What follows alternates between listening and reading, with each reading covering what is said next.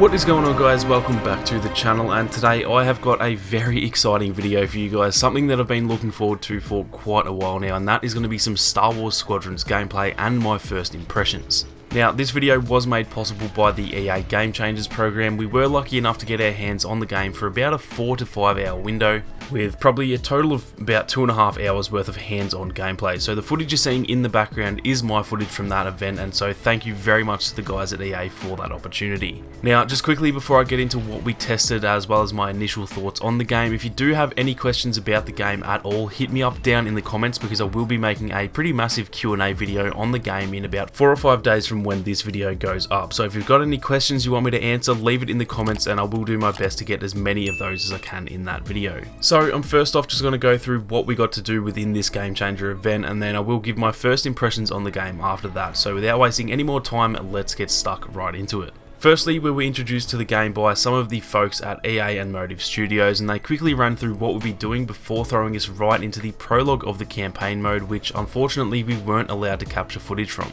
Obviously, with it being a canon Star Wars story, they don't want anything to get spoiled, and there was a pretty big bombshell in the first mission, so I can completely understand why that was the case, but luckily we are allowed to talk about it despite the fact that we can't show it. I'm not going to go into any spoilers at all, but pretty much you play a very basic mission as the Imperials, or more specifically Titan Squadron, and then after that you play as the New Republic, or more specifically Echo Squadron, and essentially it's just a tutorial mission with some storyline involved, getting you used to the controls and all that kind of thing. So there's not too much to talk about here anyway, but it was definitely fun and I am excited to see where the rest of the story goes. After the prologue we had a brief Q&A with the devs again, and then after that we actually got to jump into some PvP dogfight mode, which is what you guys are seeing on screen, and this mode was actually a lot more enjoyable than I expected it to be. Dogfights are essentially just team deathmatch in this game, which honestly I generally just never play in any game that I play. If there's no objectives, then I tend to get bored very quickly, but for some reason this mode actually seemed on par with fleet battles for enjoyment anyway. But I do think that if we played it for ages it probably would get fairly boring after a while, so it was fun, but I'm not 100% sure about how much replayability there is, just in terms of playing it for hours on end. I think it will be a lot of fun to jump in as a warm-up when you're having a session, but yeah, I don't see myself playing this mode for like 5 hours straight or anything like that, but it was pretty fun nonetheless.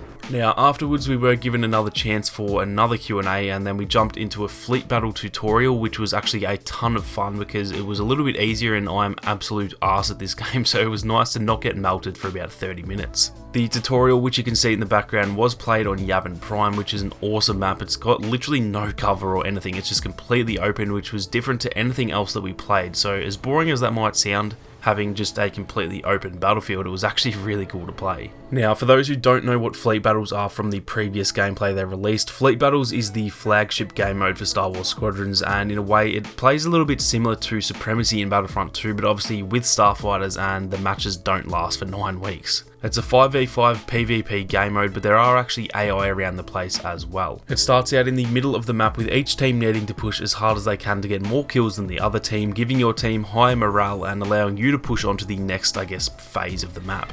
In that next phase, there are then 2 frigates for you and the team to take out, which are defending the enemy flagship, so you pretty much have to get through those 2 before you can move on to the last phase. Now, they are heavily shielded and they actually have a decent amount of firepower, so they're actually hardly easy to take out, and you'll also have a limited amount of lives before you will be pushed back as well, so it's pretty hard to do on the first attempt. Once you do get through those, there's then the capital ship or the flagship, which is either an Imperial Star Destroyer or an MC-75 cruiser, obviously depending on the team that you're playing as. Now, these are even harder to take out, and there are actually a few different components that need to be taken out as well, such as the power system and the shields, and once you do this you will be able to take home the win. Once again, you get a certain amount of lives before you do get pushed back, so it's almost a bit like tug of war in that regard. You have to get it done as fast as you can, and if you can't, then you will have to win the middle of the map again in order to get another chance. Overall, I did really enjoy the fleet battles mode. This will definitely be the main game mode that I'll be playing in Squadrons once it does release, although I will say that it was very hard to get the hang of in the short time that we got to play it. So it was a tad frustrating at times, just getting melted over and over again, but I'd say that's mostly just to do with the learning curve more than anything, so I'm not going to judge the game mode too harshly until I've actually played it consistently.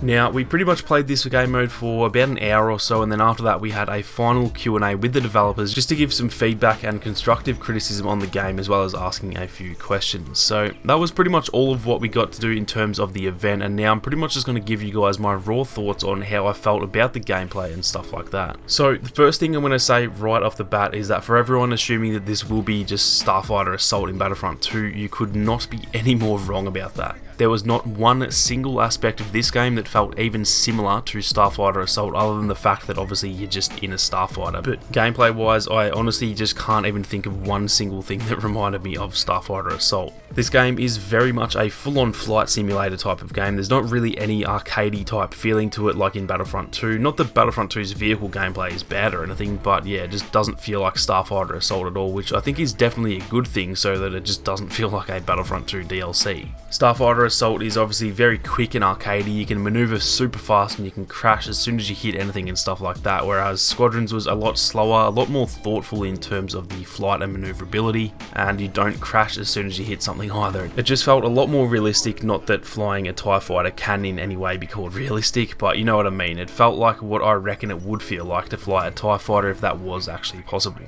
Touching even further on the realism, I'm going to go as far as saying that this might already be one of the most immersive Star Wars experiences that I've ever had in gaming.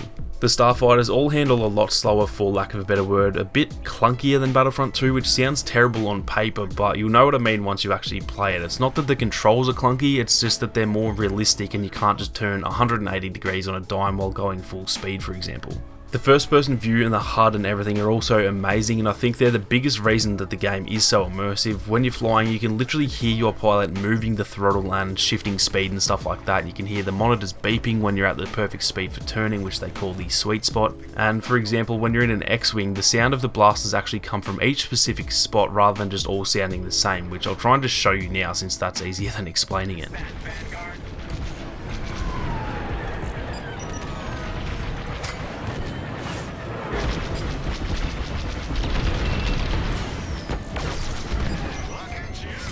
Overall, the immersion was one of my favourite parts. Honestly, it truly felt like I was flying a Starfighter, and even though the HUD might look complicated to you guys right now, once you actually play it, it becomes super easy to understand, and I might actually just touch on that a little bit more now, because there is actually something within the HUD that I wanted to expand on a little further too. So if we just take a look at some of this dogfight gameplay, you can see here that I'm in the X-Wing, and I'll just go through what each little section actually means. Starting off in the middle, there's that large section with the TIE fighter and a few numbers, and this is the targeting system, or I think it's actually called the combat display. So the image is obviously the ship that you've currently got targeted, which is done with either the left trigger or the X or A button. And I should say before I go any further, this game has full button remappability, so you can choose any button that you want for any action, and then the yellow number is their health and the red number is their distance from you. Moving over to that little monitor on the right with the picture of the X-Wing, this is the ship status indicator, and this just shows your health. So if you're at full health, it'll just show a picture, or if you've taken any damage, it'll just say like 50 for example if you're at half health. And it actually goes from being green down to yellow and then to red as well, so it's pretty easy to see out of the corner of your eye.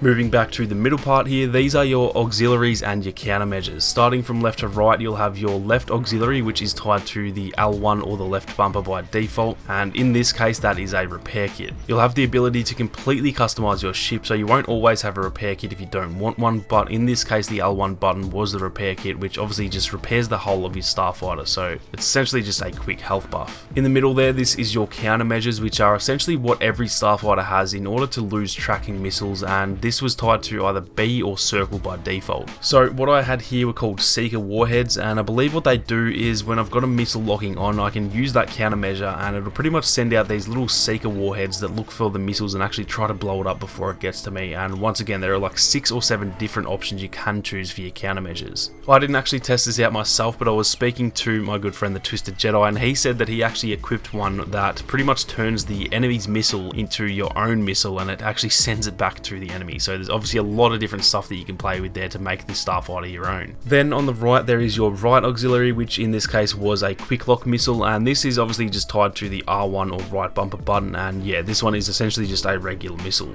Like I said, all of these components are completely customizable. You can really mess around with them and actually set the starfighter up for your own playstyle, and I'm definitely very keen for the game to drop so that I can mess around with those for hours on end. Now, moving over to the left a bit is the red bar, which you can see with the little red lights, and this is your laser charge. Now, think of this as ammo, for lack of a better word, so when it's all lit up, that means that your charge is full and you can shoot for ages, or if there's not many lit up, then it obviously runs out very quickly. To the left of that, we then have your sensors, which is essentially a mini-map, so not much to explain there. It just shows the direction you're facing, and then it shows the blips on the map for where the enemies are in regards to your current location. Now, down below that, there is then the speed indicator / throttle. Now, that blue bar essentially shows your speed, and it even has the number there too, and then just above that, with the little sort of whitish yellow kind of lights, they are your boosts. So when you're full, you can boost your speed for ages, or if they're empty, then you won't be able to boost at all. Now, lastly, and easily the most important part, or at least the part that I loved the most, is the power management system, and this is where the game really does go in depth in terms of gameplay and takes it from a casual game to a genuine flight simulator.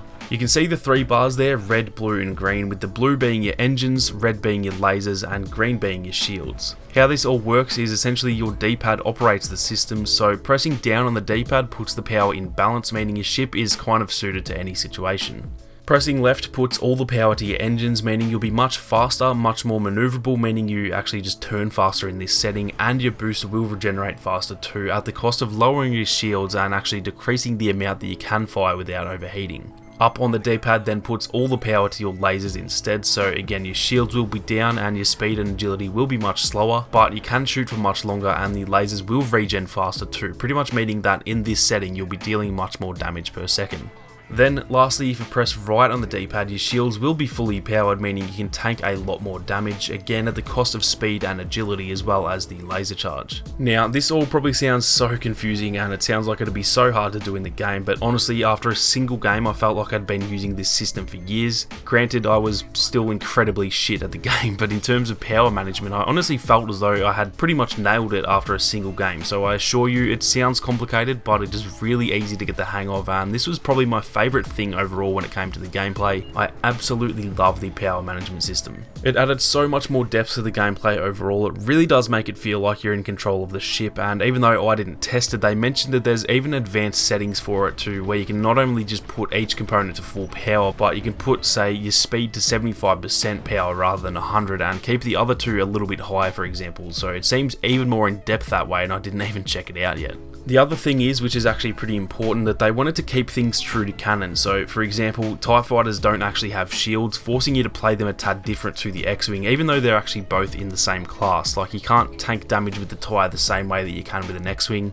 but then you're also much faster and have a solid damage output too. So they each have their pros and cons, and I think that will help a lot with differentiating the playstyles. So that is pretty much it, honestly, for my initial thoughts. Overall, I was really impressed with the gameplay. I haven't even touched on the customization with you guys yet, so if you want to know more, leave a question down below about that.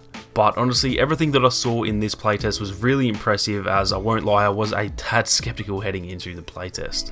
I will say, despite all of that positive stuff that I just said throughout the video, the one thing that I'm really worried about with this game is the longevity of the game. I think with only one era, 4 classes and 2 modes, it does seem like it's not going to last very long, in all honesty.